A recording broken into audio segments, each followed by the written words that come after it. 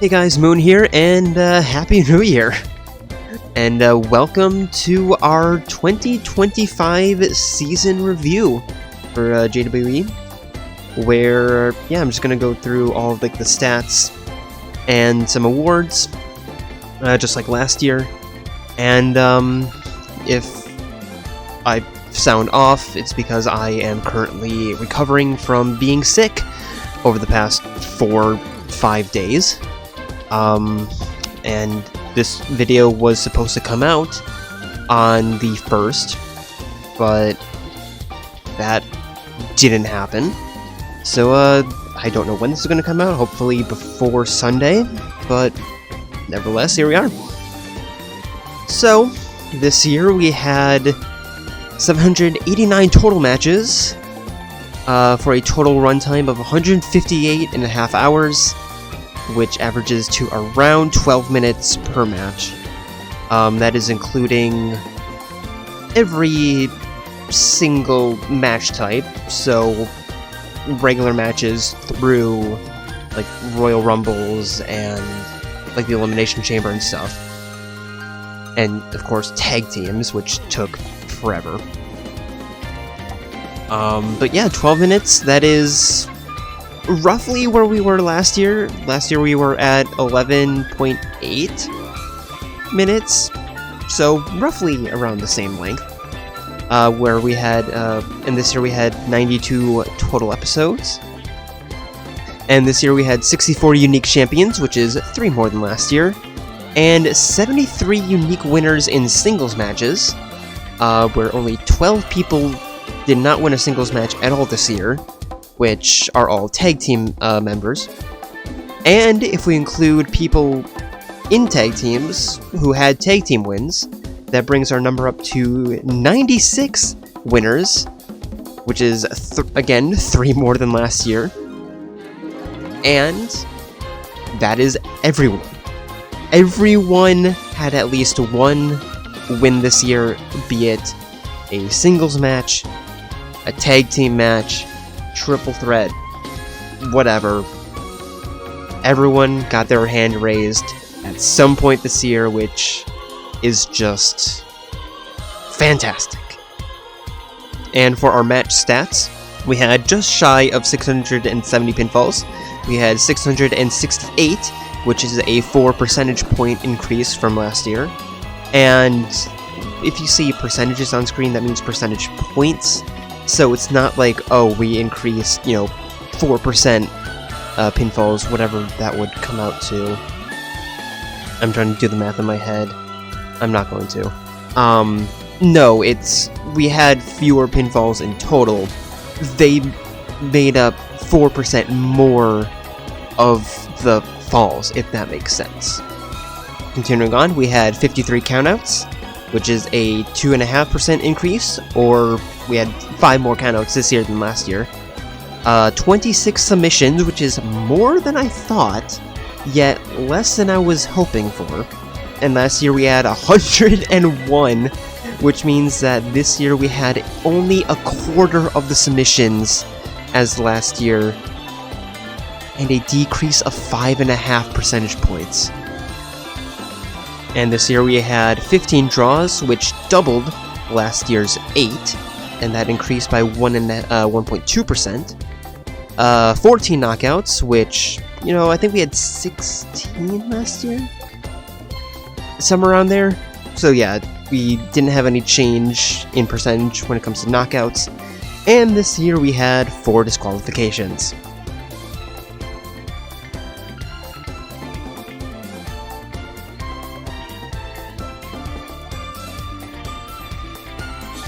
And then when it comes to the match types, we had 32 unique match stipulations. We had, again, just shy of 500 normal matches at 498, which is a 4% decrease from last year. And where did that 4% go? To our tag teams. We had 156 tag team matches this year, which is 20 less than last year, but a 4% increase. 29 falls count anywheres, which when it comes to the percentage, stays the same. Only 12 triple threats, which, looking back, kind of wish that we had more triple threats this year, and those decreased by about 1.3%. Steel cages stayed around the same at 0%, where we had 8 steel cage matches this year, and also this year we had 6 mixed gender tag team matches, 6 gauntlet matches, and 4 special guest referee matches. And on screen is the rest of our matches. And now for some fun stats. This year we had exactly 5 people who competed in at least 6 matches and had a win percentage of exactly 500. And those being Agent 47, Delta if we count ties as losses, Teddy, Laura, and Tifa Lockhart. And unfortunately we had some people who just couldn't seem to get their hands raised, and our 5 people who had the longest losing streaks this year are Pandoria at 12, Kazuma Kiryu at 10, and tied for 3rd are Kibo, Junko Anoshima, Celestia Ludenberg, and Ibuki Miyota, all with 9. And this year we only had 1 person in the singles division who did not hit double-digit matches, that being Dixon, who had only 9 appearances, which I thought he was in more, but I also didn't want to risk constantly getting shadow banned in Russia, so that's why he didn't make that many appearances. So if you've never seen him compete, chances are you're probably in Russia, or you just don't watch the men's Universal Division in J-Ranma. And also this year we had 10 people with at least 10 singles matches who didn't lose more than 2 in a row, and 7 of whom had or competed in at least 15 matches.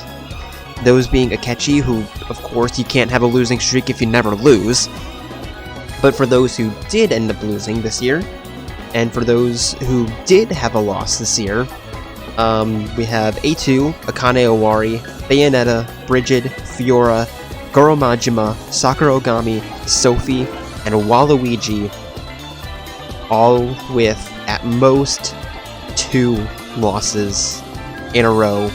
That is just wild to me. And this year we had only 3 people who were submitted more than once, and weirdly enough, they're all women. That being Bayonetta and Samus, who tapped out from, I believe, Morag and maybe Mukuro? I know Morag had at least 2 of them. And Delta, who I believe was submitted by Fiora, and I'm forgetting who else. And now for some very important numbers. Matches 69 and 666 were both won by Alexibor. Match 420 was won by Mukuro Ikusaba to defend a championship belt. Match 777 was won by Jaren. And because the internet has just unlimited comedic ability, match 6-7 was won by Bridget. Am I funny now? No. And the most matches between 2 specific superstars came at 7 between, that'd be 7 people? Anyway, we had Akiko Sanada and Shinjiro Aragaki, both competing against each other 7 times. Lexibor and Delta competing against each other 7 times. And then Yusuke Kitagawa fought against both Nagito Komaeda and Teddy 7 times. Akihiko and Lexibor both beat their opposition, Shinjiro and Delta, with a record of 5 wins and 2 losses, which of course means that Shinjiro and Delta lost 2-5, and Fox went 3-4 against Nagito Komaeda and 4-3 against Teddy. So that final championship match between Teddy and Fox, that could have flipped the script, and Fox could have lost to both men 3-4. And now the moment I'm sure you all have been waiting for. It is time for the award ceremony. Starting off with our medals. And now starting off with our podiums, now we have some criteria here. It is a minimum of 15 matches and it's based on win percentage. So to be on the podium, you have to have a minimum of 15 matches. Which, yes, you could have a higher win percentage and not be on the podium because you didn't hit that number that actually did happen this year. But anyway, enough rambling. For Monday Night J-Ramada, on the women's side, in their Cruiserweight division, coming in 3rd place, with a record of 15 wins, 11 losses, and 1 draw, with a win percentage of 55.6%, it is the Queen of the Fandom Thieves, Makoto Nijima. And on the middle step, with a record of 17 wins and 12 losses, with a win percentage of 58.6%, your silver medalist is Mitsuru Karijo. And on the top step, with a record of 19 wins and 13 losses, with a win percentage just below 60 at 59.4%, it is the fan favorite, Kasumi Yoshizawa.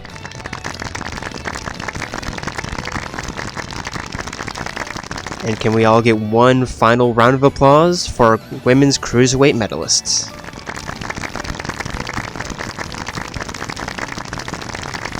And here are the final rankings for the women's cruiserweight division.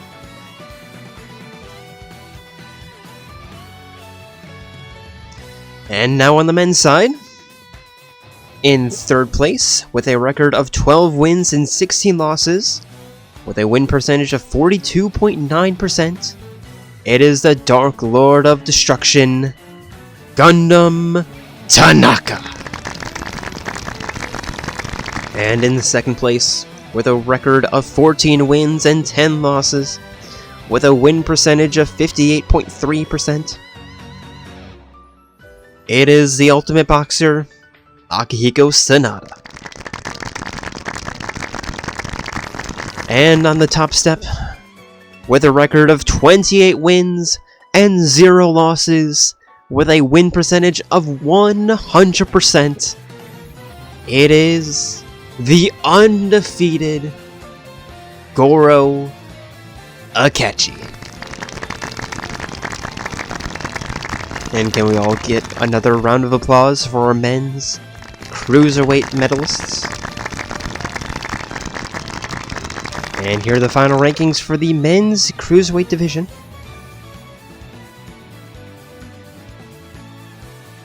And now, on the universal side, in the women's division, yours bronze medalist, with a record of 12 wins and 9 losses, with a win percentage of 57.1%, it is the intergalactic bounty hunter, Samus Aran. And your silver medalist, with a record of 10 wins and 7 losses, with a win percentage of 58.8%, it is the Flamebringer herself, Morag Ladair. And now for your gold medalist, with a record of 12 wins and 8 losses, coming out with a 60% win percentage, it is the Ultimate Soldier, Mukuro Ikusaba. And can our universal medalists please get a round of applause?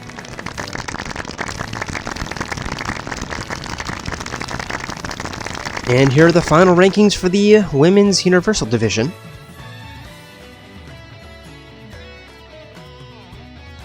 And now on the men's side, in 3rd place, with a record of 8-8, the win percentage of 500, it is the Ultimate Assassin, the Silent Assassin, Agent 47.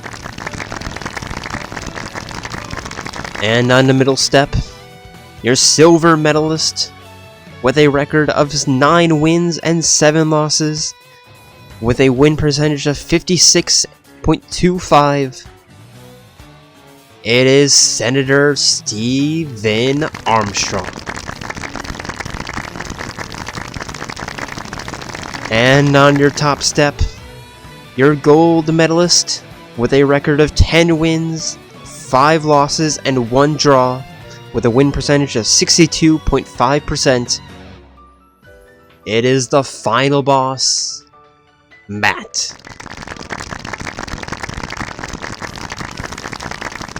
And can our men's universal medalists please get one final round of applause?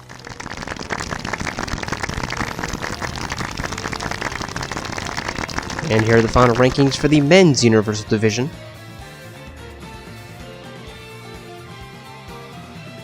And now I have 2 more medals to give out before we head to the tag team. First is the championship medal, which are given to the 2 superstars, one on the men's side, one on the women's side, who spent the most days as a singles champion. And on the women's side, with a total day count of 147 days, it is Mukuro Ikusawa. And on the men's side, with a total day count of 305 unbroken days, of course, it is Goro Kechi.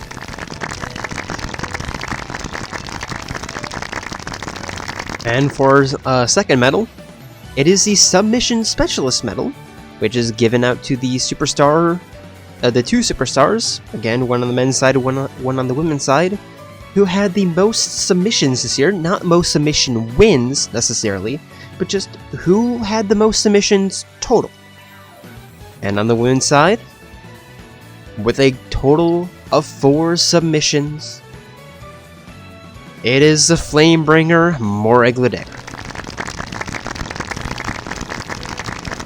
And on the men's side, with a total of 3 submissions, drastically lower than last year, but still enough to get him the medal. It is the Silent Assassin, Agent 47. And now for tag team podiums. On the women's side, your bronze medalist team, with a total record of 10 wins, 9 losses, and 1 draw, with a win percentage of 50%, it is Pyra and Mithra, the Double-Edged Blades. And your silver medalists, with a total record of 10 wins and 8 losses, with a win percentage of 56%, it is on to Kamiki and Haru Okumura, the Diamonds. And now on the top step for the second year in a row, with a record of 12 wins, 7 losses, and 1 draw, a win percentage of 60%, it is Charla and Tifa Lockhart, the Mechfangs. And can our tag team medalists please get another round of applause?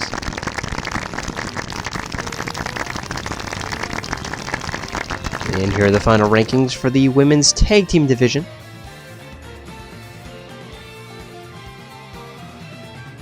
And now on the men's side, in third place with a record of 9 wins, 11 losses, and 1 draw, with a total win percentage of only 43%, it is Mondo Owada and Kiyotaka Ishimaru, the Ultimate Brotherhood. And your silver medalists, with a record of 12 wins and 9 losses, with a win percentage of 57%, it is Joker and Skull, the Phantom Thieves of Hearts. And on the top step this year, with a total record of 12 wins, 6 losses, and 1 draw, for a total win percentage of 63%, it's Rhine time, it's Shulk time, it's time to get on top of the podium because it's time for the Vision Warriors. And here are the final rankings for the men's tag team division.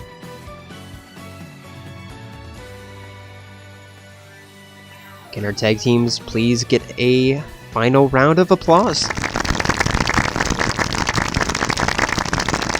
And now, over to Friday Night Eclipse. Same thing for our podium. We have a minimum of 15 matches, and it's based on win percentage. And now for our Cruiserweight division. On the women's side, in third place with a record of 13 wins, 12 losses, and 1 draw, with a win percentage of 50%, it is the change bringer herself, Delta. And in second place with a record of 24 wins and 11 losses, with a win percentage of 68.6%, it is your double champion and your longest reigning women's Nexus champion, Fiora.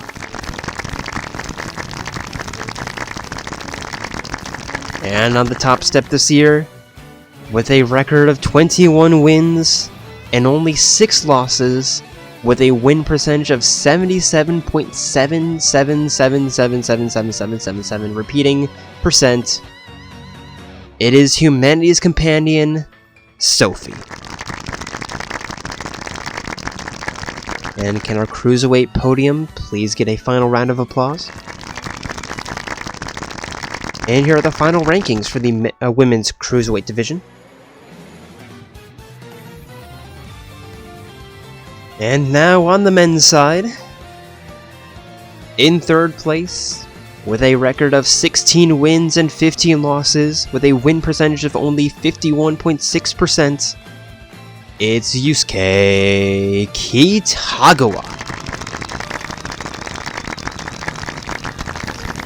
And on the middle step this year, with a record of 12 wins and 11 losses, with a win percentage of 52.2%, it's the Blue Jay, Jaden Moon. And on the top step this year, with a record of 18 wins and 12 losses, for a win percentage of 60%, it is the ringleader himself, Jared.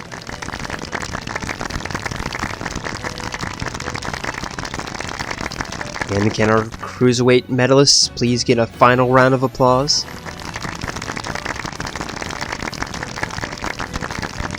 And here are the final rankings of everyone in the men's Cruiserweight division. And now on the Universal side, on the women's side, with a record of 10 wins and 9 losses, with a win percentage of 52.6%, I'm not going through all the names. It's Miyu Iruma. And your silver medalist, barely making the 15-match cutoff, with a record of 8 wins and 7 losses, with a win percentage of 53.3%, it is Akane Owari.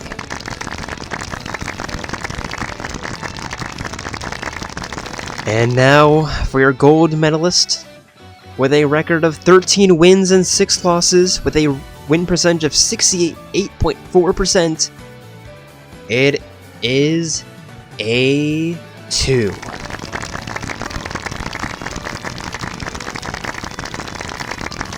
And can our women's Universal podium please get a final round of applause?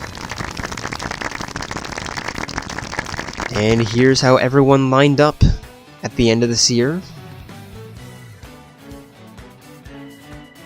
And on the men's side,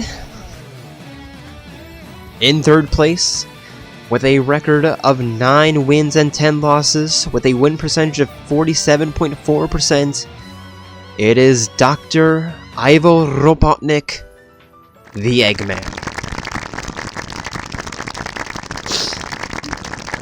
And your second place podium winner, your silver medalist, with a record of 13 wins and 5 losses, with a win percentage of 72.2%.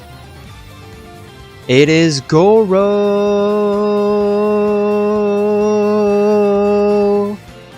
Majima.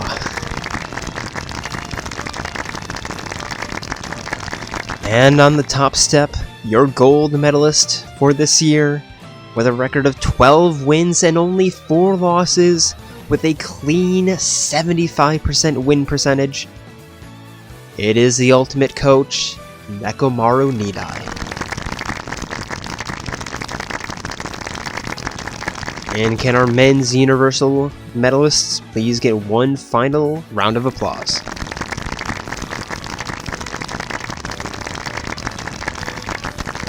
And here's how everyone shook out at the end of this year. And again, just like in J-Ramada, I have a couple of medals. I have a couple of non-podium medals to give out. Again, same thing. We have the championship medal, which, again, is the most days as a singles champion. On the women's side, for a collective 408 days between 2 belts, it is Fiora. And on the men's side, holding on to the men's cruiserweight belt for 136 days, it is Yusuke Kitagawa.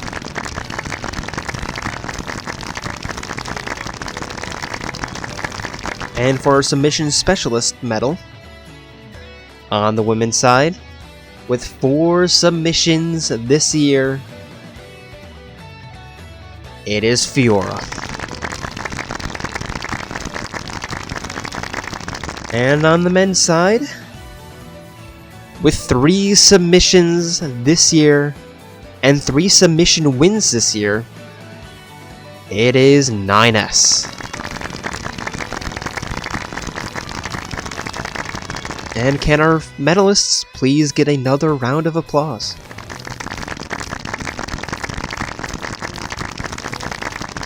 And now on the tag team side, for the podium, on the women's side, and actually now looking back at my notes, something weird happened, but we already got the medals engraved, so sorry. In 3rd place, with a total record of 7 wins and 8 losses, with a win percentage of 47%, it is Maki Harukawa and Kaede Akamatsu, the Killer Tunes. And in 2nd place, with a record of 8 wins, 8 losses, and 2 draws, with a total win percentage of 44%, it is Chie Sadanaka and Yukiko Amagi, the Twin Dragons. And comfortably in the top step, with a total record of 12 wins and 5 losses, with a win percentage of 71%. Rising to the top, they are your queens, Melia Antiqua and Nia Ascension. And is it really a coincidence that after they changed their name from the 3rd to Ascension, they started to rise to the ranks? Is that really a coincidence? I don't think so. But with that, can our women's tag team podium please get a round of applause? And here's our final women's tag team table. And now on the men's side, a lot less controversial. In 3rd place, with a record of 7 wins and 8 losses, with a win percentage of 47%, it is Yu Narukami and Yosuke Hanamura, Rosona. And now the battle for the top step was very tight. Very, very close between these two. But coming out in 2nd place, with a record of 12 wins and 6 losses, with a win percentage of 66.6 repeating percent, It is Shoichi Saihara and the Luminary of the Stars, Kaito Momota, The Big Bang Theory. Which means your gold medalist for this year with a record of 13 wins, 3 losses, and 2 draws, with a win percentage of 72%. It is Makoto Yuki and Junpei Iori. It is time for the Dark Hour. Can our tag teams please get a final round of applause? And here's how everyone shaped up at the end of the year.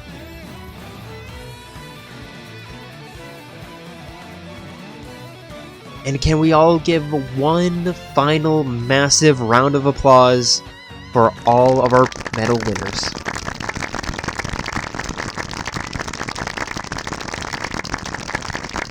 And now onto the trophies. These spanned across both brands, and we took the top 2 of each and threw them all into a pool. Not literally, of course, but I mean, like, we took the top 2 from J-Rambada and top 2 in Clips, threw them all together, and whoever had the most between the 4 of them won the award. So, we didn't literally throw them into pools. That would be domestic abuse. We don't do that here. Anyway, for our singles award, first we have the Marathon Award, which is given to the superstars, one on the men's side, one on the women's side, that have competed in the most total matches. And first on the men's side, we have Yusuke Kitagawa, Shinjiro Aragaki, Nagito Komaeda, and Leon Kawada. And for our 2025 Men's Marathon Award, with a total of 32 matches fought, it is the Ultimate Hope, Nagito Komaeda.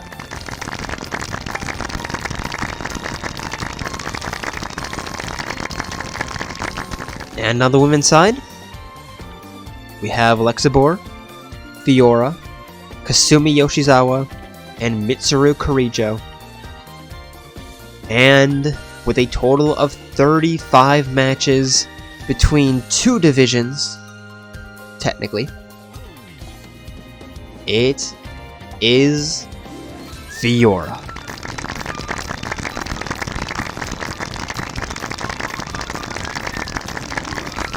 And for our next award, it is the Ring Cleaner Award, which is given to the superstars who had the most eliminations, excluding Royal Rumble eliminations, throughout the year.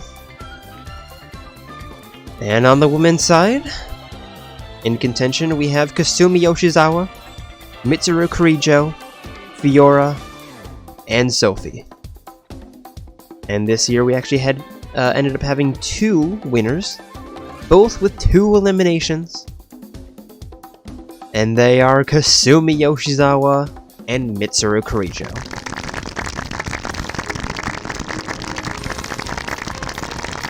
And now on the men's side,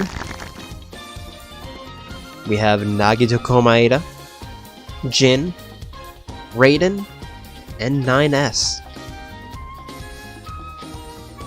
And your winner with also 2 eliminations, it is, once again, Nagito Komaeda.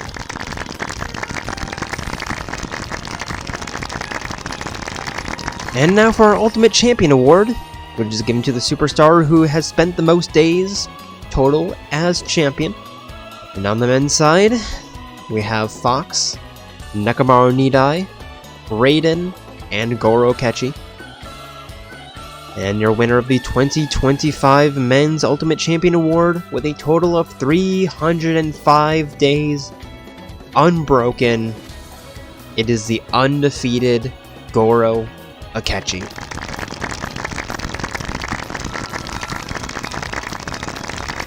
And on the women's side,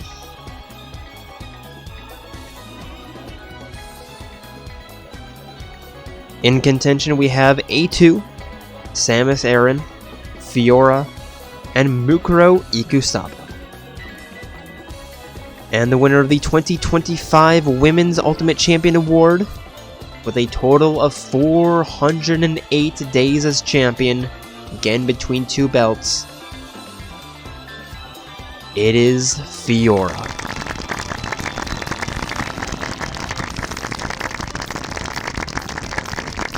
And now for a Ring Royalty Award, which is given to the superstars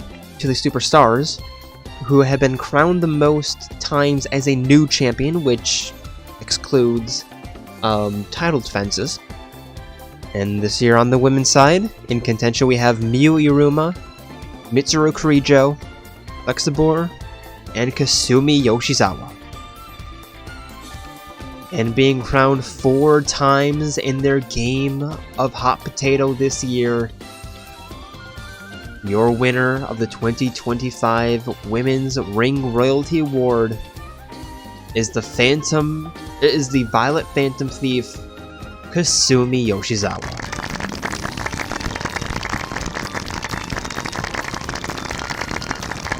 And on the men's side,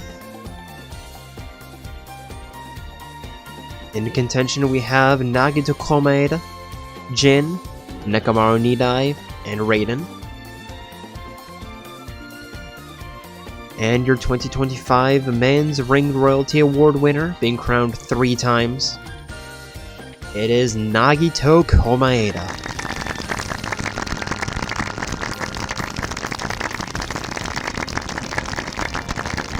And now for our Any Percent Award, which is given to the superstars who had the highest win percentage with a 10-match minimum. On the men's side, in contention we have Goro Majima, Goro Akechi, Nekamaru Nidai, and Matt. And do I even have to build up the suspense? We all know it's Akechi.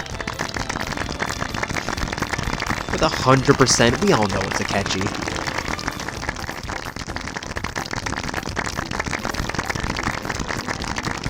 And now on the women's side, in contention we have A2, Rigid, Stofi, and Sakura Ogami. And your 2025 Women's Any Percent Award winner, with a win percentage of 77.7%, it is Humanity's Companion, Sophie.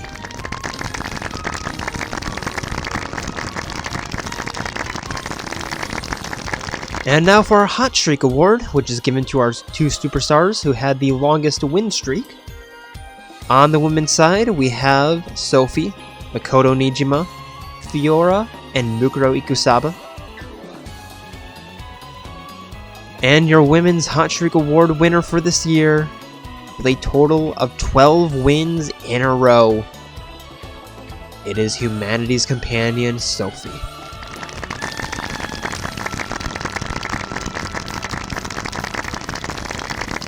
And now on the men's side, in contention we have Jiren, Goro Majima, Akihiko Sanada, and Goro Akechi.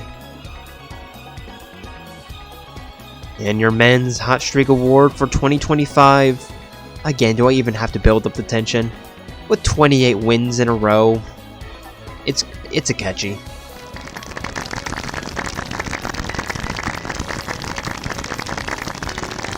And now for our Hands Up Award, a new award this year for the superstars who had the most total wins in the singles division. On the men's side, in contention we have Akihiko Sanada, Goro Akechi, Jiren, and Nagito Komaeda. And your 2025 Men's Hands Up Award winner is Goro Akechi.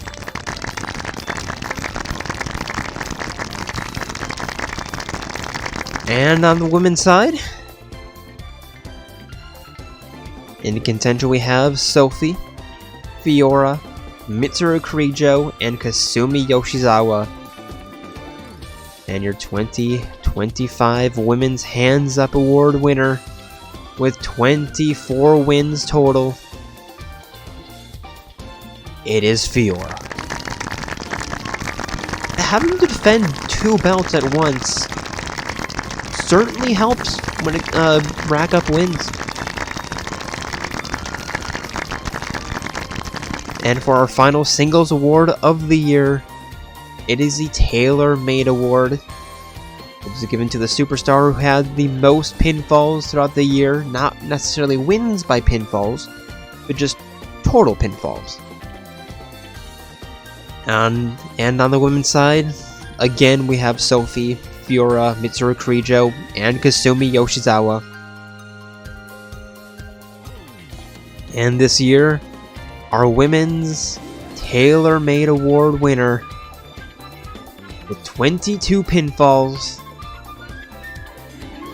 it is Sophie.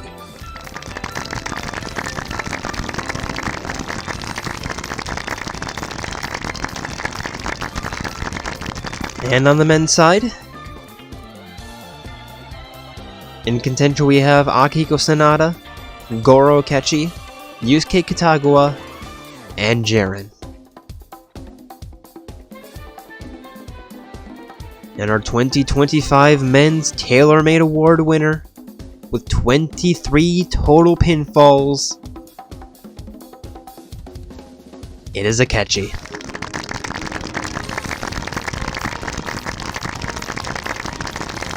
And can we get a final round of applause for all of our singles award winners? And now on to the tag team awards. First is the Aeonic Award, which is given to the tag teams who had the most total matches. And on the women's side, we have the Gestalt Sisters, the Twin Dragons, Harmonious Truth, and the Mech Femmes. And your 2025 Women's Aeonic Award winners. We actually have 2 tag teams this year taking home the trophies. For the second year in a row, it is the Mech Femmes. And for the first time, it is Harmonious Truth.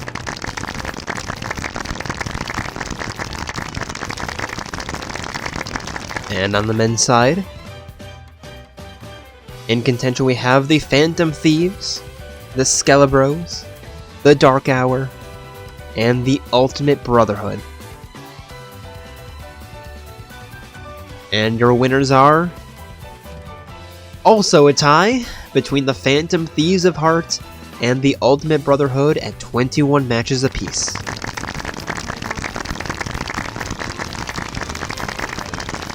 And now over to our Dreamwork Award, which is given to our tag teams who had the longest winning streak.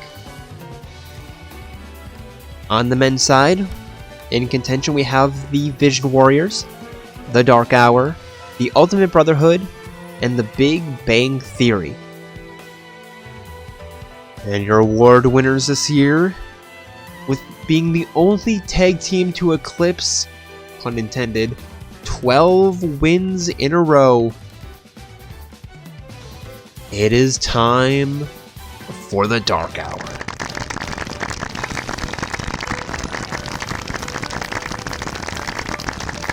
And on the women's side, in contention we have the Double-Edged Blades, the Cyber Idols, the Mech Femmes, and the Twin Dragons. And your Women's Dreamwork Award of the 2025 season, with 6 wins in a row, it is the Mech Femmes. Strange, I thought you guys had a more dominant season than you did, but 6 wins in a row, still not bad. And now to another new award for this year. It is the Count Dracula Award, which is given to the tag teams who had the most wins by countout. The name, of course, being a pun on not only the count, but because countouts suck. Anyway, on the women's side, in contention for this award, we have the Twin Dragons, the Double-Edged Blades, the Mech Femmes, and the Cyber Idols. And we have another draw between 2 teams, those being the Mech Femmes and the Double-Edged Blades at 3 countout wins apiece.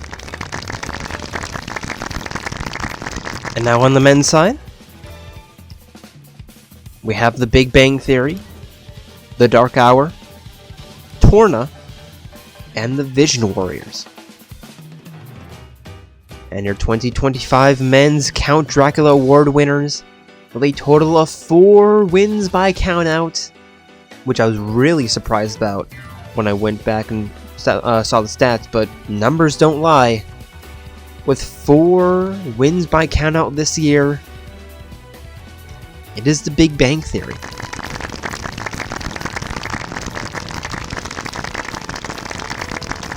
And now for our 3-2-1 award, which is given to the tag teams who had the most pinfalls this year.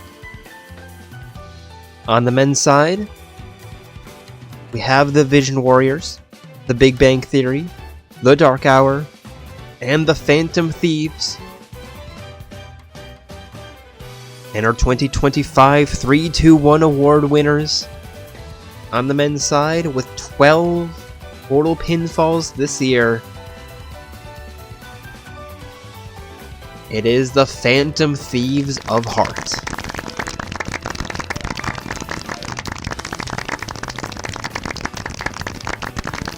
And on the women's side, we have the Diamonds, Ascension, the Gestalt Sisters, and Harmonious Truth.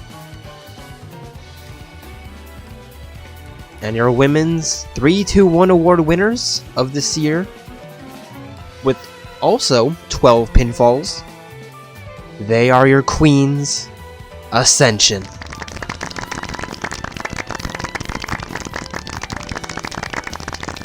And now for the Safe Bet Award, which is given to the tag teams who had the highest win percentage of the year, with, again, a minimum of 10 matches, although all the tag teams easily cleared that bar. On the women's side of this year, we have the Diamonds, the Killer Tunes, Ascension, and the MechFems.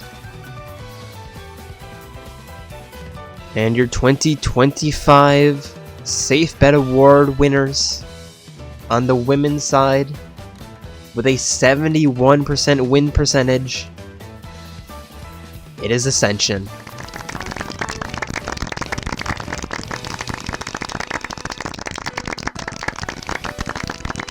And on the men's side, we have the Dark Hour, the Big Bang Theory, the Phantom Thieves of Heart, and the Vision Warriors. Your award winners with a total win percentage of 72%. It is the Dark Hour.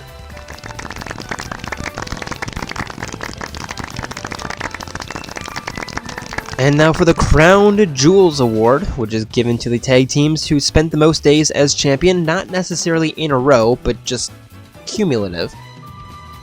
On the men's side, we have the Big Bang Theory, the Vision Warriors, the Phantom Thieves of Heart, and Dice. And your 2025 Crown Jewel Award winners, with a total of 139 days as champion for the second time in a row, it is the Big Bang Theory.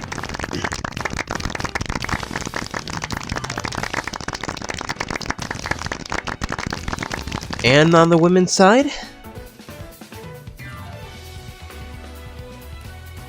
we have the Double-Edged Blades, the MechFems, the Twin Dragons, and Ascension. And your 2025 Women's Crown Jewel Award winners, with a total of 195 days as champion, again taking it home for the second year in a row, they are the MechFems.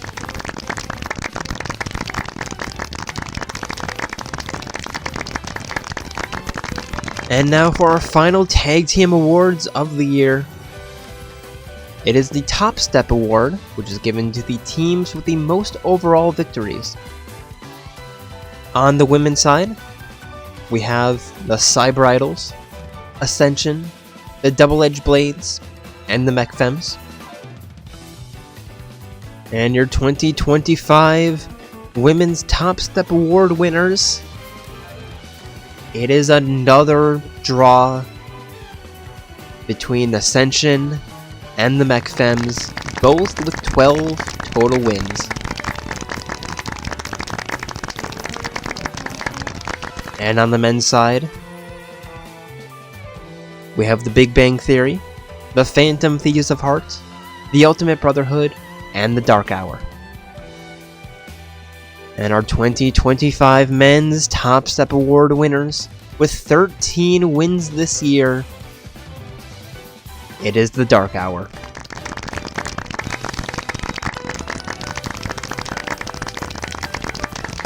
And can all of our Tag Team Award winners get one final round of applause, please? And lastly, we have the more abstract awards to give. There's really no numbers to pull from or anything. These are just based more on vibes. And for our first award, it is the Rookie of the Year award, which is given to the two rookies, one on the men's side, one on the women's side, who had the best year. For the women's, not really many to choose from.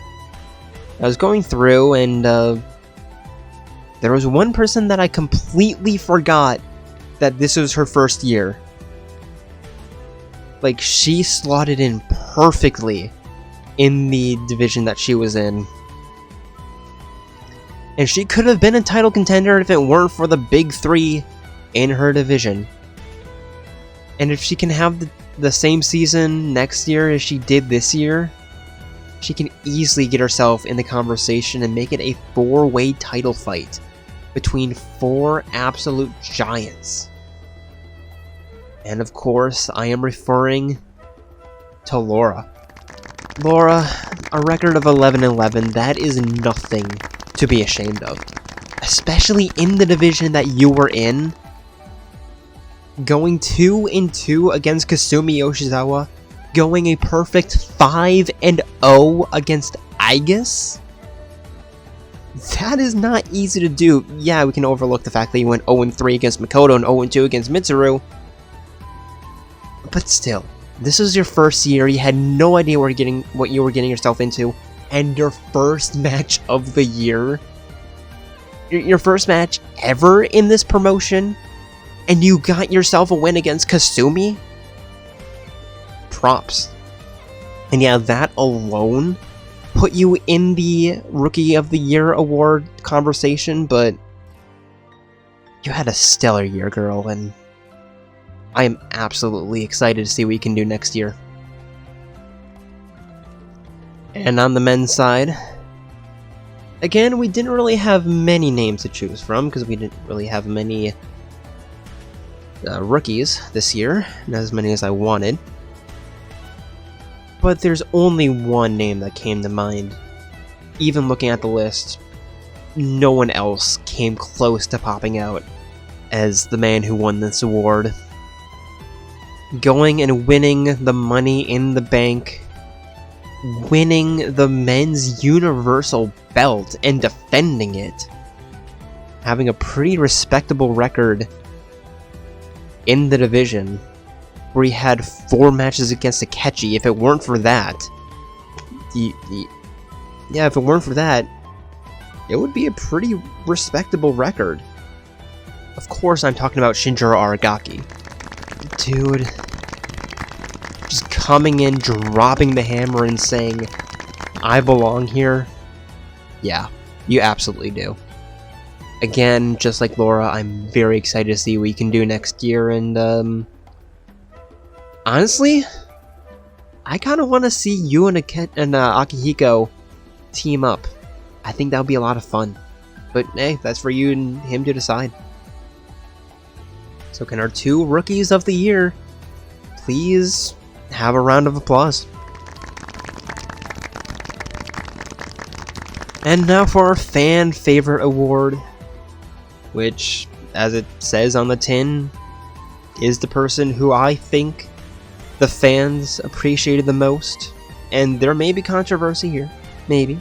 but there was one name I constantly saw pop up in the comments being like, oh, I hope he wins. I kind of spoiled the gender a little bit, but oh, I hope they win. I hope they did well. It's like, yeah, there's one name I saw constantly pop up, just like last year. And yeah, I have nothing else to say. The 2025 Fan Favorite Award is Akihiko Sanada. There's really no one else I can think of. Yeah, I could have done Kasumi. I could have done Mitsuru. Yeah, I could have given it to Kasumi again. I could have given it to Mitsuru, but I want to spread the love a little bit. Like, we all know that those three are like the cornerstone of this promotion. It would be too easy. This year, Akihiko, you absolutely earned it. And now for another new award for this year. It is the Sleeper Award, which is given to the superstar who I think was slept on the most this year. And the reason why I think that is because, personally, I slept on them a lot until I looked at the stats. And when you see who won it, you'll be like, okay, you didn't sleep on them. I absolutely did. And the fact that I slept on them, and yet I was promoting them the most, and I still think I slept on them, that's saying a lot. It is difficult to have over 20 wins in only 20-some matches. It is even more difficult to do that while not losing more than 2 in a row. And it is incredibly difficult to do all of that in a division that is pretty stacked, and it is incredibly difficult to do that without winning a single time by countout. 21 wins with 22 pinfalls, 0 submissions, 0 countouts. That is hard. Being crowned 56 days in this division, not the easiest thing to do. Winning a multi-man match to win that belt, not an easy thing to do. I gave her so much credit this year, and yet I feel like I undervalued her. I am, of course, referring to Sophie. Sophie, your year this year, fantastic. Like, you were absolutely in the conversation for the Ultimate Wrestler Award, which I'm not going to say whether or not you won it, but you were absolutely in the conversation. And yeah, congrats. And for another new award for this year, it is the Sisyphus Award, which is given to the 2 superstars, one on the men's side, one on the women's side, who had to overcome the most adversity to get a victory this year. And I'm referring to within a match, not cumulative adversity, but just in a match in total. And on the women's side, it is the one who single-handedly won the War Games match. Like, her team did basically, I hate to say it, they did basically nothing.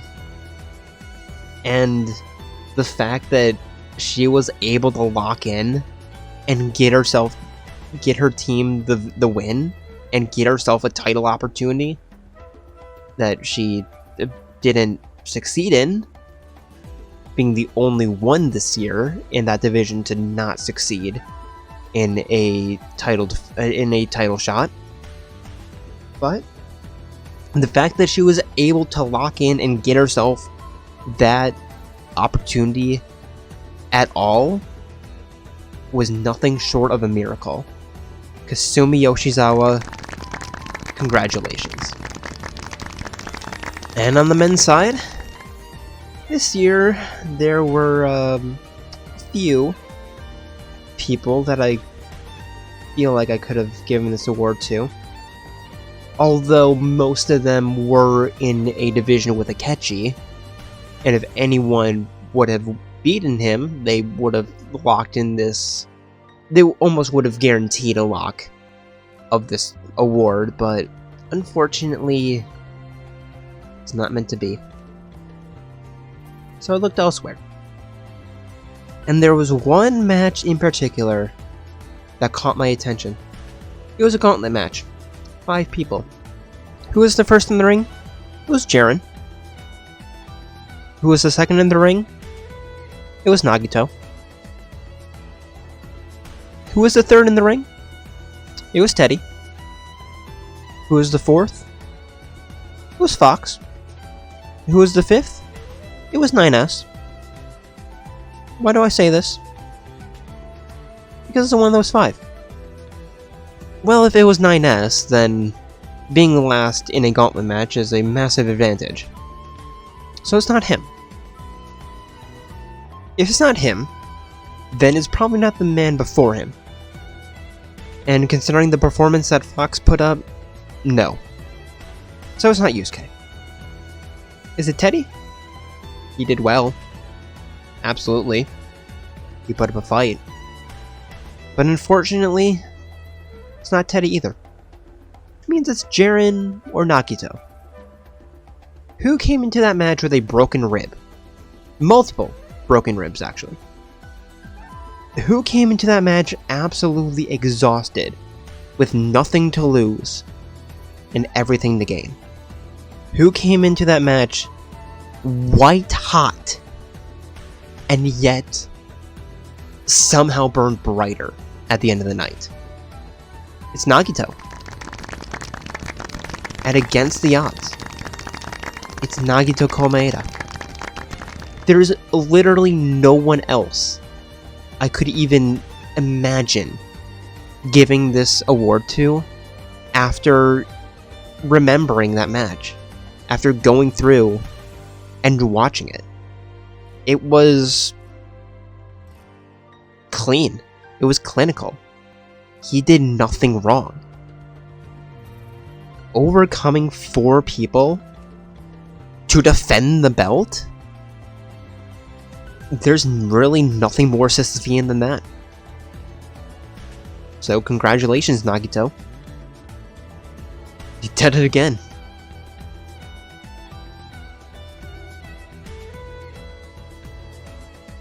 And now for our Rising Star Award, which is given to the superstar who had the most surprising rise up the ranks.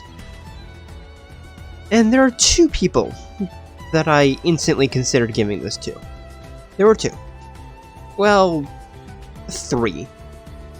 But I quickly eliminated 1. And yes, I could have given it to both, but no.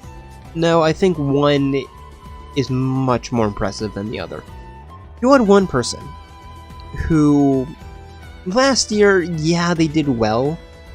I think they even won, yeah, they definitely won a championship last year. But were they a serious contender? Yeah. Were they a top contender? No.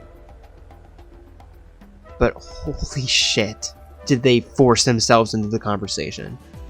They turned a 2-way heavyweight bout for the championship belt into one of the most entertaining games of hot potato that I've ever seen over a 11-month span. And the fact that they had nearly double the most wins in a row at 9, with the next being 5, and being the only one this year to defend the belt, and going 5-6 against her 2 title rivals, which is, yes, a losing record, but the fact that halfway through the year she threw herself into the conversation. Well, she finally won the belt. She was in the conversation the entire year. It's, yeah, there's no one else who deserves this belt, or who deserves this award more, in my opinion. If I'm wrong, let me know. But there's no one else that I can think of giving this award to more than Makoto Nijima. 9 wins in a row versus Kasumi and Mitsuru having 5.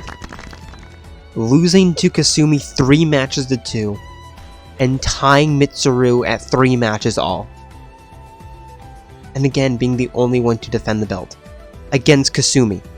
Yeah, That... that's a rising star if I've seen one. So congrats.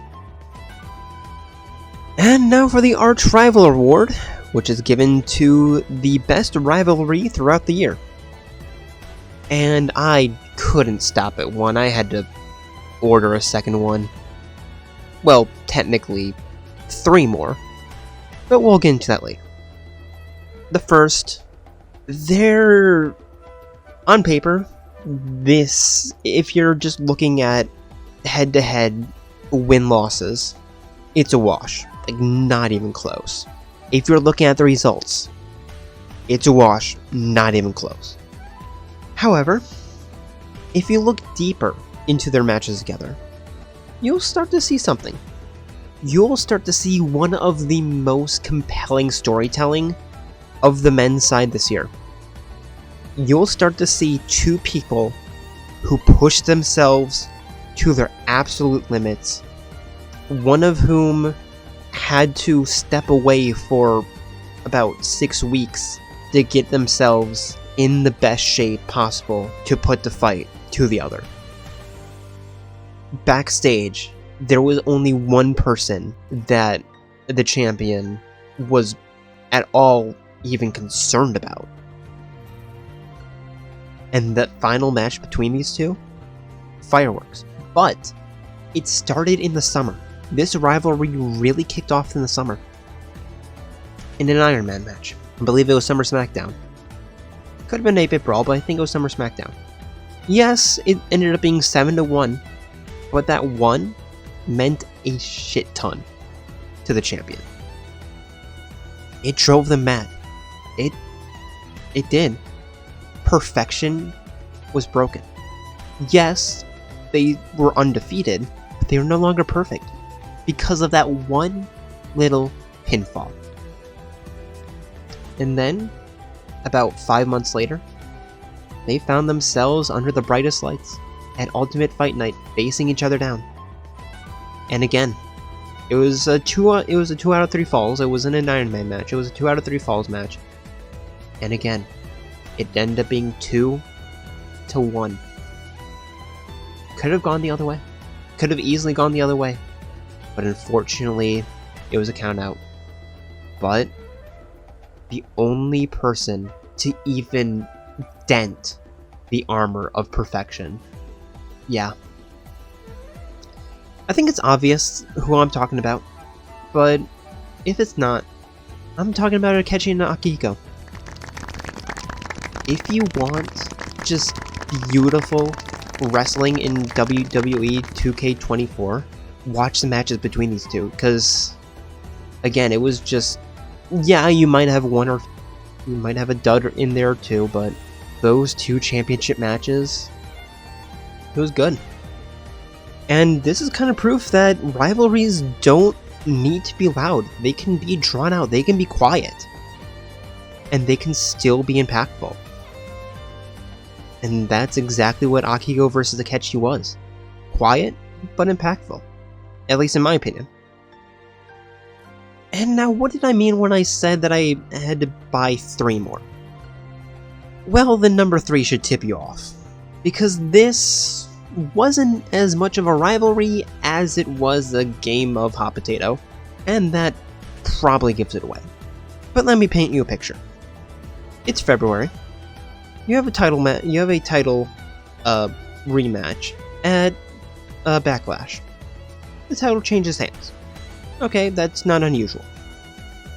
Come Money in the Bank, these 2 face off against each other again, and the belt changes hands again. And Against the Odds, in April, it changes again. And again in May. June, changes hands again, this time to a third party. No, excuse me. In May, it changes hands again to a third party. In June, it changes hands to the original. Where the 2 main protagonists find themselves alone together at the end of a grueling elimination chamber. And then comes Summer SmackDown. Belt changes hands again. And then 8-Bit Brawl. It changes again. In September was the Royal Rumble, where the belt just so happened to change hands again. And a top contender in that division just so happened to win the Rumble. And then October, the War Games. The two main protagonists gathered their teams. They fight inside a cage and 2 rings. And somehow, the underdog, with by far the worst team of the two, just locks the fuck in and gets herself a title opportunity come locked in. And unfortunately, it was a miss. The title was defended for the first time, which means it was the champion versus the Royal Rumble winner. In a first 2 out of 3 falls, it's 1-1, and the belt, once again, swapped hands. You know, it's eerily similar to the start of the Wingcrest Men's Universal Division last year, where nobody could hold on to the belt. It was constantly changing hands until Nakamaru just snatched it up, and that was history. This year took a different path. Like I said, it just kept changing hands, except for 1 month, 2 months technically. These 3 women, in a one-on-one situation, ended up facing against each other 11 times, and the records between them were anything but one-sided. We have 3-3. We have 3-2. And we have the most, the biggest margin of victory between the two of 4-2. Any match between these 3 was a coin flip. Backstage, these 3, well, 2 of the 3 are pretty close. There's one that's a little bit more standoffish, but that's just her nature. She thinks very, very highly of the other 2. They all think very highly of each other. They're very close. They have a great relationship inside the ring and outside. I can absolutely see them just hanging out for fun. It's no secret who I'm talking about. Of course I'm talking about Kasumi, Mikoto, and Mitsuru. But yeah, we've had 3-way rivalries before, but nothing can hold a candle to this. And now, with my storytelling out of the way, we have a pair of awards to give out. We have the Comeback King and the Comeback Queen awards, which are given to the male and female superstars who had the most impactful comebacks of the year. Starting off on the women's side, we have somebody who started the season with a paltry 0-8. She just could not get a win to start off, until she finally cracks it. Not just once, but twice. Unfortunately, her next match was a loss, and then she got a win, and then, 2 more losses, but after starting 0-8, going 3-3-6, that's not bad. And that 0-8 is very misleading, because if you go back and watch her matches, she was close. She could have absolutely won multiple of those if it wasn't for a combination of just bad luck and just her opponent just being slightly better. And I'm sure that there are, better people that I can give this award to. I'm sure I missed something, but in my humble heart of hearts, I think the woman who deserves this award the most is Lucina.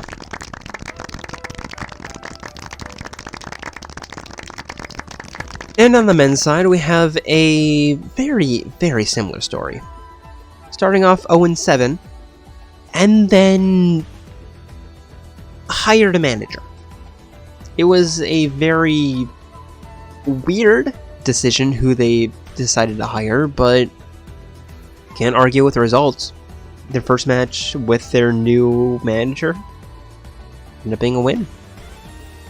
And then a couple of weeks later, they had a change in personality, which led them to winning a championship belt and holding on to that belt for, well, okay, and then winning the belt, losing it a few months later, and then won a different belt, to which he held on to it for 146 days.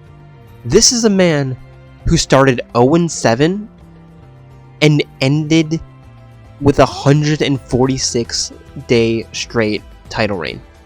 Yeah, it was a little bit confusing on, sometimes they came out in their original personality, and sometimes they came out in their new personality. It was, a little bit confusing on, why and when and whatever, but I think part of that might have been, the mental game.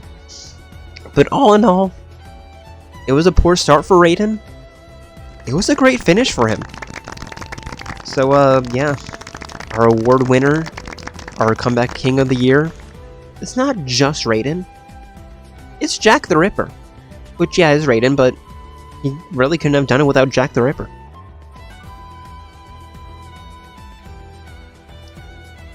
And now for the... award. If I could do the Tim Allen sound effect, then I would try, but except I wouldn't, because I would absolutely destroy my already weakened vocal cords, and as you can already tell, I'm not in a position to destroy my vocal cords, especially after speaking for 90 minutes straight. Not 90 minutes, 110 minutes straight. At least that's what my recording says. It's probably shorter than that. But anyway, for the Award, which is given to the superstar who had the most confusing season. And there's literally only one person that I can think of to give this award to. Because throughout the year, I was asking, how in the hell are we in this position? How did he become a series title contender? When did he enter the conversation? He just kind of magically appeared there one day. And yeah, he didn't have a great season. He went 11-11, 12-12, something like that. Just the fact that he was constantly getting title shots, and they were deserved, is nothing out of the ordinary. Until you realize it's Teddy. I still cannot comprehend just what was this season from Teddy. It was a good one. It wasn't, fantastic. And he's shown last year that he can pull magic out of the TV. But Teddy, what the fuck?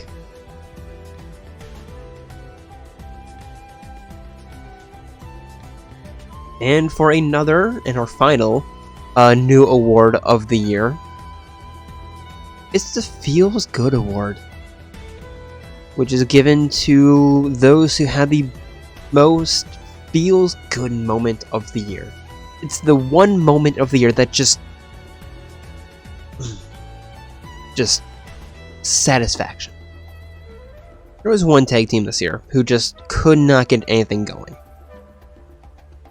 They were close to victories, but they ended up either turning them into draws, or just couldn't get back inside the ring and were counted out, or got in their own way, or just had terrible communication, or a myriad of other reasons that they just couldn't get a win. And then with the year coming to a close, I begrudgingly accepted their fate. That they were gonna be the only winless, not only team, but just pair of individuals of the year.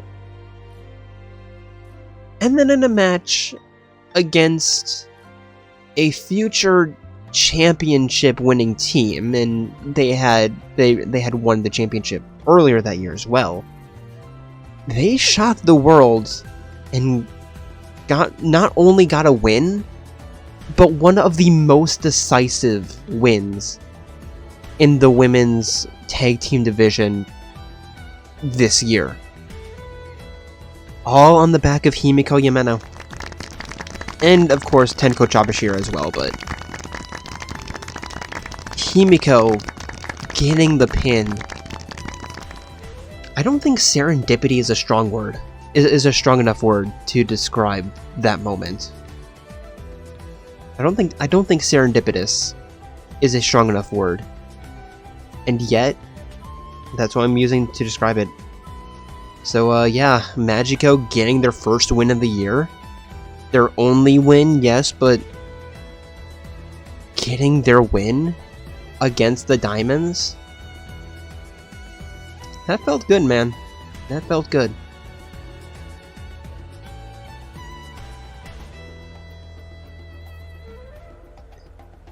And now for our final 3 awards of the year. We have the Heel of the Year, the Face of the Year, and the Ultimate Wrestler. For the Heels of the Year, we have 2 awards to give out. And the Heel of the Year, as it says, you know, who best embodied the heel role. On the women's side, there's really no one that I can think of off the top of my head. Yeah, you have Mew, you have A2, but they weren't really heels. You have Delta. I was also thinking maybe Junko, but I don't know, it just didn't really feel right to me. So, who else, where else is there to turn? Tag teams? There's not really many heelish tag teams. Like, yeah, you have the Mech Femmes who just kept getting wins by countout, but I wouldn't really call that heelish as much as just opportunistic. And then I remembered a certain trio. And 2 of them are male, yes, but the most heelish of the trio is a woman. So I feel like it counts. And this team, literally no one backstage likes them. Not even the heels. Nobody likes them. So our Women's Heel of the Year award goes to Torna. Yes, the entire tag team. Petroka, Akos, Mikhail. The entire tag team. You are the Female Heel of the Award winners.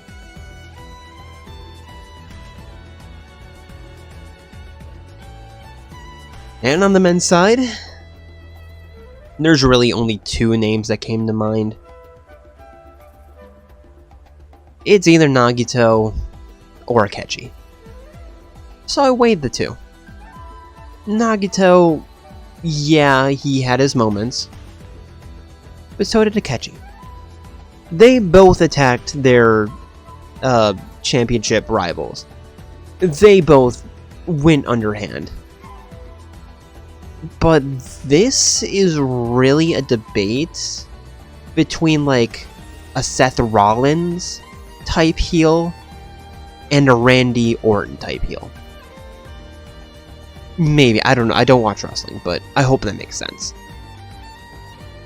And to me, it was a very tough decision to make, but you can't argue with perfection. And goddamn, backstage, he was annoying about it. Like, everyone was like, shut up, Akechi. We get it. You're perfect. You're undefeated. You beat Leon. You beat Leon when he tried to ambush you. You beat Kibo. You beat Gundam. You beat Akechi. Or, not Akechi, Akihiko. You put Shinjiro in his place. Like, shut up, we don't care. And yet, he just continued to gloat about it. Whereas with Nagito, he just kind of kept to himself. Like, yeah, on the ramp and in the ring, like, yeah, he was a heel, but backstage, he was surprisingly quiet about it. So I asked the rest of the locker room about it, and they almost unanimously said Akechi.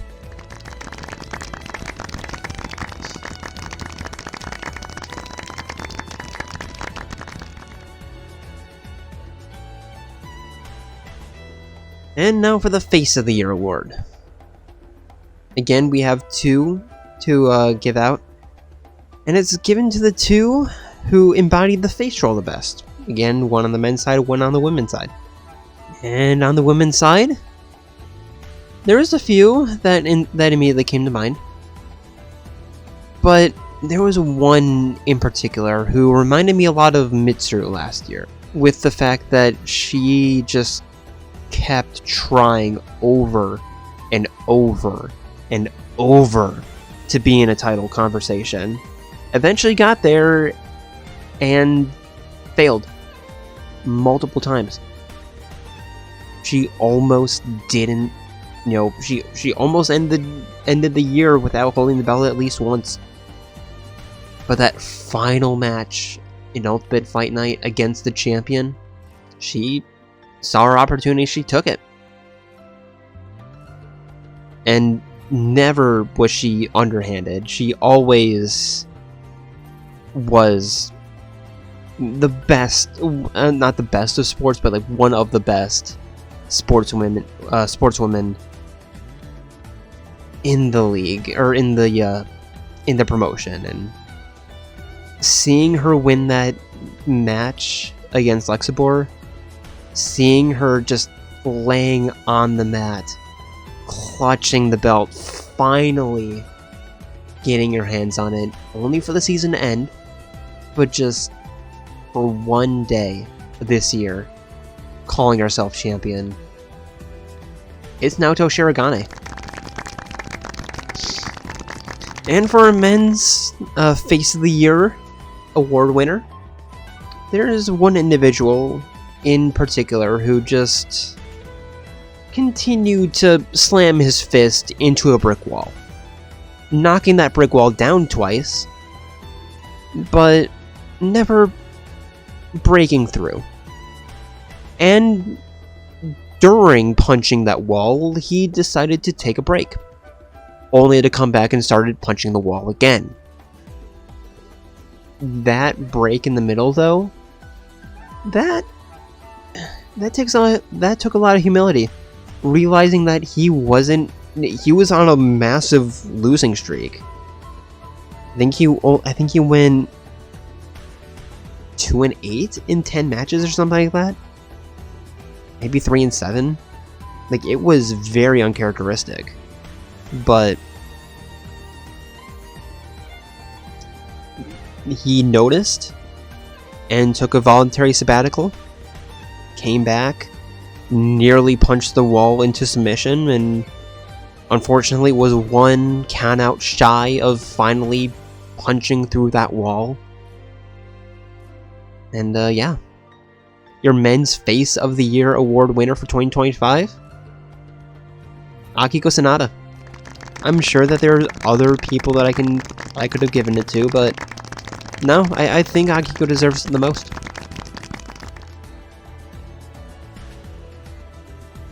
And now for our final award of the night. It is the Ultimate Wrestler Award. Who, yeah, this is a bit of a misnomer. It's not the MVP. It's not like the MVP award or anything. It's more the superstar who surprised me the most. It's the superstar who I think had the most holistic year.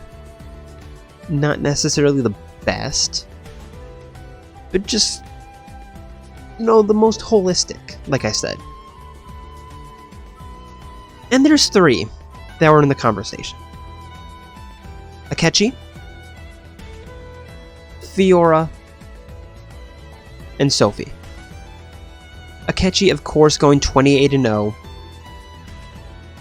with only, being pinned twice in those 28 matches, and having having over 20 or 35 total pinfalls.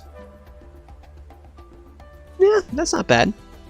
Holding the belt for 10 months straight, 11 months straight, however you do the math. That's not bad. Okay. How about Fiora?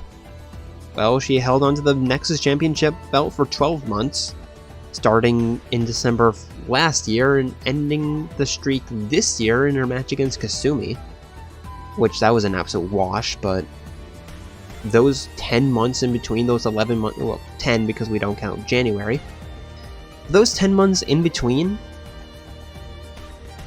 she was racking up wins. And, okay, yeah, you can hold on to the belt for whatever, but the fact that she also had to, the fact that she did that with a no rematch stipulation or no retry stipulation in the Nexus division, so if she lost that, she couldn't try it again, she couldn't try to reclaim the belt until this year, with that hanging over her head each month and only failing to defend the belt at the final hurdle. That's massive. How about doing all of this when you have to worry about 2 belts? Not just the Women's Nexus Championship belt, but the Eclipse Women's Cruiserweight belt at the same time. Being a double champion for multiple months will have, yeah, that is demanding. And she proved that she can absolutely, that she's a diamond, because under pressure, she shines. And then Sophie. Sophie. I already sung her praises earlier tonight. 21 wins, 22 pins, maximum of 2 losses in a row. Was it 12, 13 wins in a row? 12. A longer winning streak than total losses. That's not easy to do. Actually, going through the stats, nobody else managed to do that except for Nekomaru. I've already said my piece about Sophie this year, and like I said, she was absolutely in the conversation for those reasons that I said during the Sleeper Award. So if you missed that, or if you have no idea what I'm talking about, go back and see exactly what I have to say for her, because can't really repeat myself. But I could, but I'm not going to, because I respect you guys' time. But out of these 3, only one of them can be the ultimate wrestler. And I'm sorry, Sophie, but it's between a double champion and perfection. So, unfortunately, it's not her. And this was hard. Do I give it to the man who went 28-0? Or do I give it to the woman who held onto a no rematch belt for 12 months, was double champion, and had a yearly title reign that was longer than a year? It was tough, but after a lot of thinking, I had to give the award to Fiora.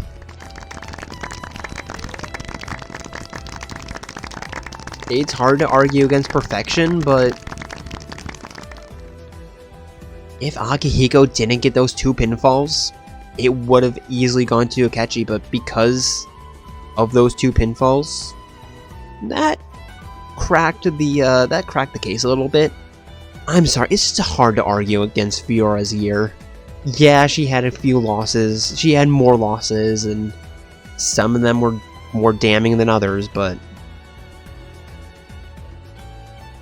Akechi, if you put yourself out there and, at least tried for the men's Nexus belt, or maybe, face off against Raiden to try to become double champion, maybe you would have had a stronger case, but no. This year, Fiora, you're our ultimate wrestler. And with that, another year has come to an end.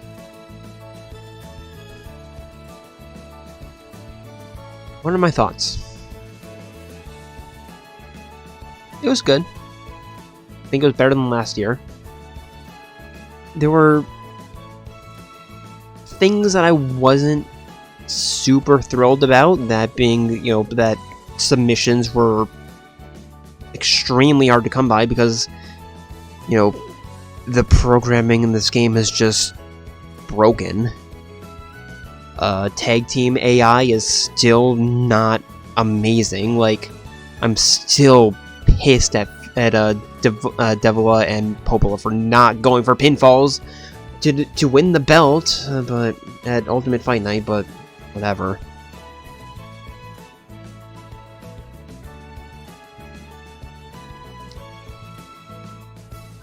And, I mean, the storylines, I think the storylines were as good this year as they were last year. That, yeah, it wasn't as, there wasn't anything, as deep as the Skeleton Legion last year, or, Mondo and Taka breaking up and reuniting. But I don't think the storylines had to be those, that involved. I think having more natural storylines that I had this year, I think that was a positive. Akechi going perfect, that was his first 8 matches, his first 7, 8 matches, whatever. That was completely natural. I had nothing to do with that. The game just decided, he's gonna win 8 in a row, and I took that and ran.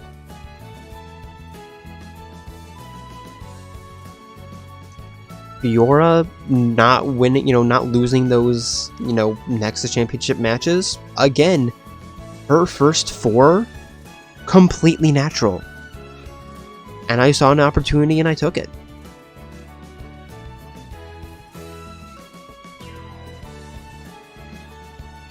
Kasumi, Mitsuru, and Mikoto. That was fun. Mukuro, Morag, and Samus, that was fun. Magico. Unfortunately, they're not going to, return next year, but that was fun. So yeah, the storylines, I don't think they had to be as intricate as last year's. I think they were still as good. Personally speaking, I don't know, you could feel free to disagree with me, but I think the storylines were good. The matches, we had some bangers. We had some clangers. We had some bangers. The tag teams can absolutely, the tag team matches could absolutely, benefit from an update. And I apologize for losing my cool a few times. Just who I am, and I'm trying to improve on that, but can you blame me? Probably. But yeah. Was it better than last year? I think so. Holistically.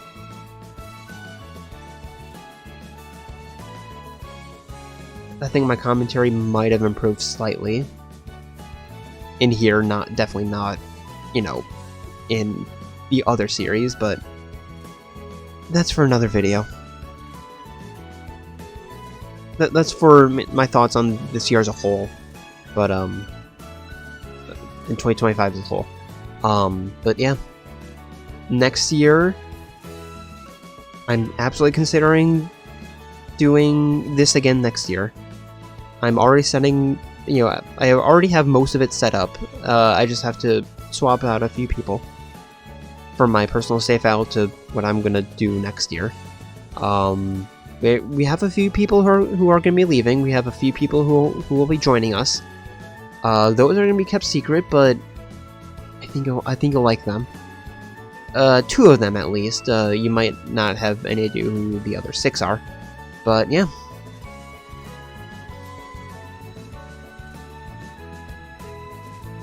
And next year, I'm thinking of a massive shift in the structure.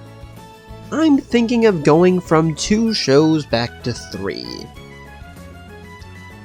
And splitting the roster evenly between them. Kind of like 2024, but a little bit different. Instead of having 40-20-40, it's gonna be 35, it's gonna be 33-33-33, basically.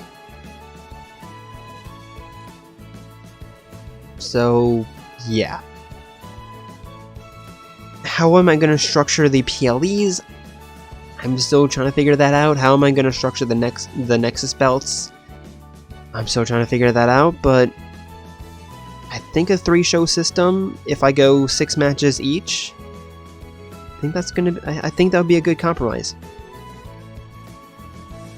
Because I loved the 3-show system last year. It just gave more people an opportunity to shine.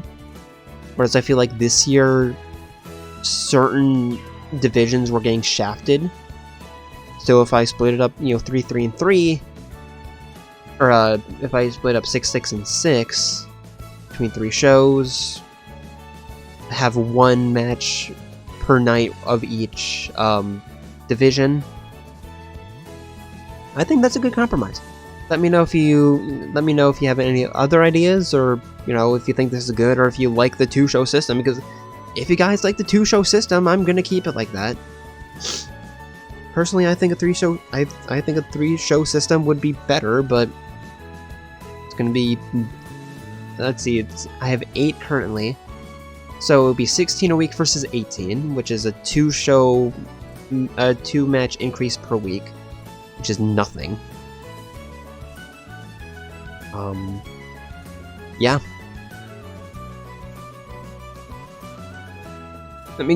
Please let me know if you prefer 2, 3 shows, if you don't care.